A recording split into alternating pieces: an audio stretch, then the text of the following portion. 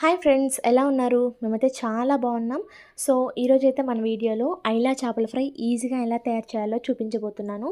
So, first అయితే మనం చేపలనైతే తెచ్చుకొని నీట్‌గా క్లీన్ చేసేసుకొని, దాంట్లోకి ఉప్పు, కారం, పసుపు, కొంచెం ధనియాల పొడి, కొంచెం మిరియాల పొడి, కొంచెం గరం మసాలా అండ్ కొంచెం అల్లం వెల్లుల్లి పేస్ట్ అయితే వేసుకొని ఒక హాఫ్ అన్ అవర్ మ్యారినేట్ చేసి పెట్టుకోవాలి. సో, అలా మ్యారినేట్ అయిన దాన్ని ఒక పెనం మీద కొంచెం ఆయిల్ ఏసేసి దాంట్లో ముక్కలన్నీ ఇలా పేర్చేసి సిమ్‌లోనే ఒక 20 మినిట్స్ అలాగా మనమైతే దాన్ని కాల్చుకోవాలనమాట.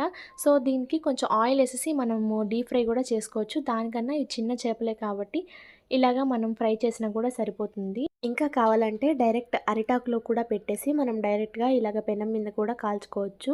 ఈ ప్రాసెస్ అంతా మనం సిమ్‌లోనే చేసుకోవాలి. లేకపోతే ముక్క అనేది మాడిపోతుంది. సో, ఇదంతా అయిపోయిన తర్వాత దీంట్లోకి నిమ్మకాయ పిండుకొని ఆనియన్‌తో తింటే చాలా బావుంటుంది. అండ్ మా ఛానల్ గాని కొత్తగా చూస్తున్నట్లయితే సబ్స్క్రైబ్ చేసుకోండి. అలాగే వీడియో నచ్చితే లైక్ కూడా చేసేయండి ఫ్రెండ్స్.